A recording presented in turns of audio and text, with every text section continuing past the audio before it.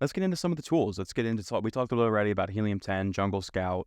Even Seller Central gives you a lot of tools, or Amazon gives you a lot of tools to work with and figure out kind of how well you're doing, and what you could be doing better.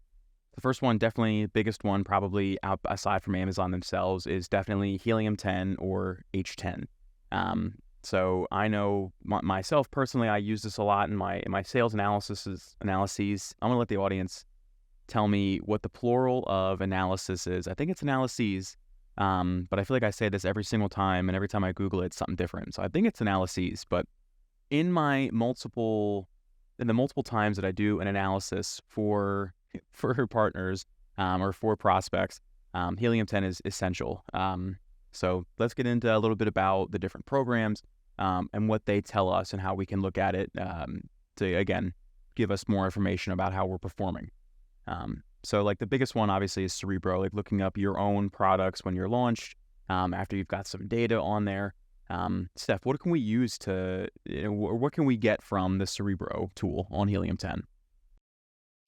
Well, Cerebro is a reverse ASIN search, which means that you're grabbing a listing on Amazon, be it yours or your competitors, and you're running to see which keywords that product is indexing in, meaning the products the keywords that product is showing up in, and in what order, right? So it's giving you the rank as well. So one would be top of search, or it goes down to 300, which is probably to page 10 of search. So that's how it works. What I use it for, I use it a bunch of different ways. Sometimes if I want to kind of see where my client is living or my products, I'll run reverse ASIN search just to see what keywords we're showing up in, where we're relevant, where we're converting. Cerebro is amazing because it gives you the search volume. It gives you the sales volume for each keyword. It also gives you analytics, like where it lives. Does this product have Amazon bestseller rank? It tells you all kinds of stuff about the keywords. And then another thing that I use it for very frequently is to run my product up against competing products. So I know I'm jumping ahead here, but Helium has another tool called Black Box, and we can run into that tool, or X-Ray, and we can kind of see where a product, like who the top competitors are, like who has the most market share. And I like to grab their keywords and put them into Cerebro. So I look at like who the top players in the market are, most reviews.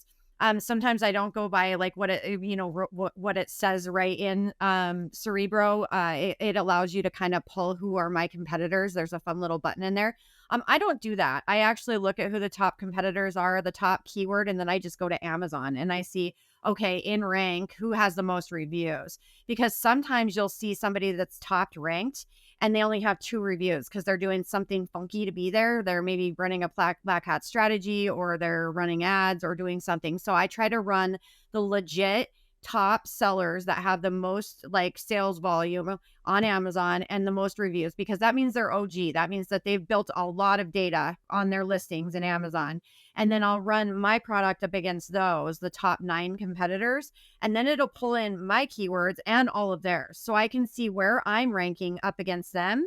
And then that's where the fun starts, because you can really start digging in to say, okay, this is where I do really well, but where is my competitor living? And then you can kind of see like their strategy, what keywords are they focusing on? And that's really where you'll find those other opportunities for your product that you may not even have ever thought of, because it'll just reveal itself in that search. Yeah, Stephanie, you hit it on the nail on that end on the Cerebro. It's uh I use it when we're doing brand management, uh how we stand up against competition or against the attack that we're going after. So maybe not be the top, but let's say it's several other ASINs that we have identified at the beginning using other tools that are new to market.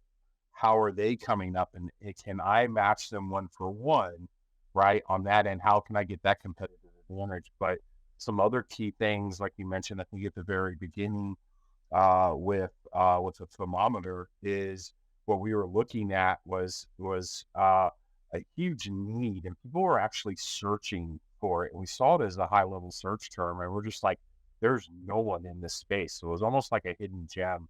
So we started updating copy, we started updating content in regards to imagery, and kind of refocus some of the positioning of the product to cater to that.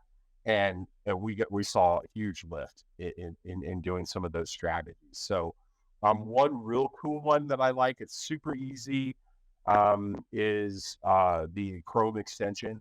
I love doing X-rays. It's a real quick, easy fix. If you're just kind of doing some research, the Chrome extension's got some really cool functionalities. You see BSR, you can actually see everything on the page. So if you're searching, what I like doing as well is going to the specific category and who the best, right? The top 50, the top 100 products in that particular category, and just running a complete x-ray on the page, and it'll tell me all the sales, who's winning, what their review ranks are, when they started, what their monthly sales are.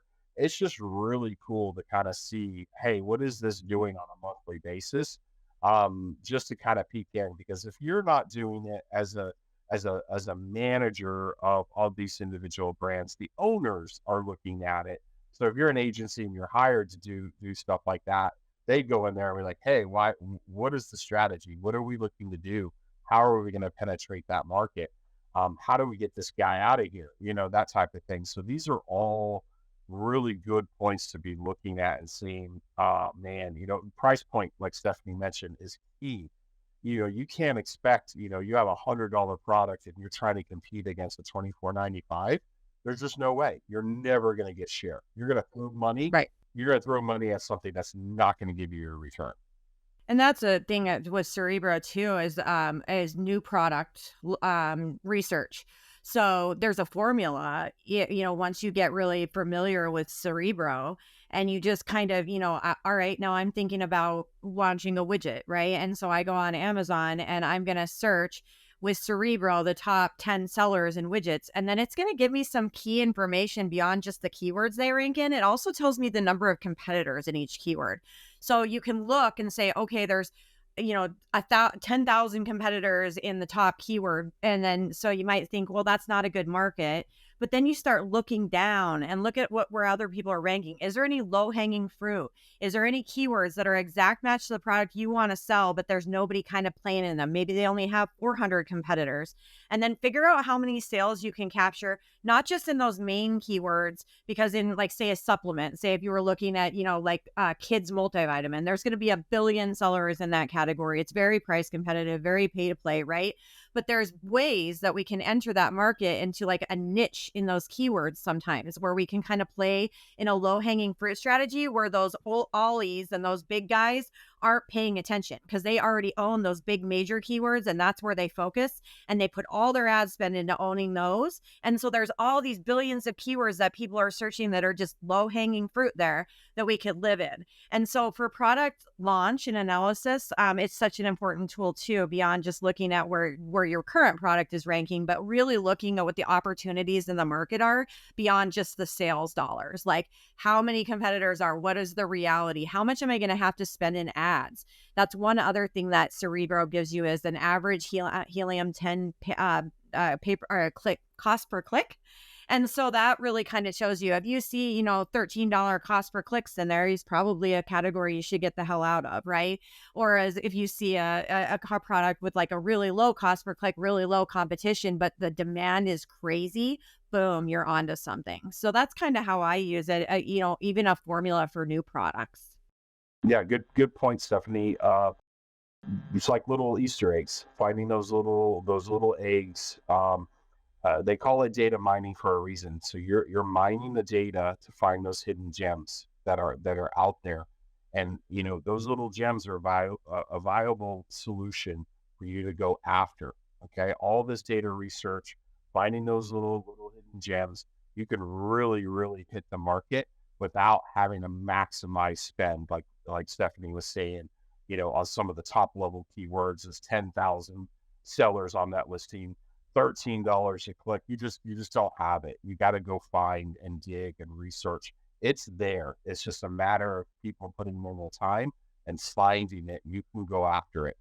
Yeah, and then if you get into deeper strategy, there's ways to look at those really competitive keywords and start focusing on more of a long tail strategy so that you can kind of increase your rank in those keywords while you're kind of building rank everywhere else that people aren't focusing, so that when you do want to focus on those really competitive categories, you're already on page 3 of them before you start spending, rather than just from zero, which can be insanely expensive. So it's just such an invaluable tool to give you that insight into, okay, how do I tap into the market? Because sometimes it's not just going after the really obvious stuff. It's kind of a roundabout map to get there.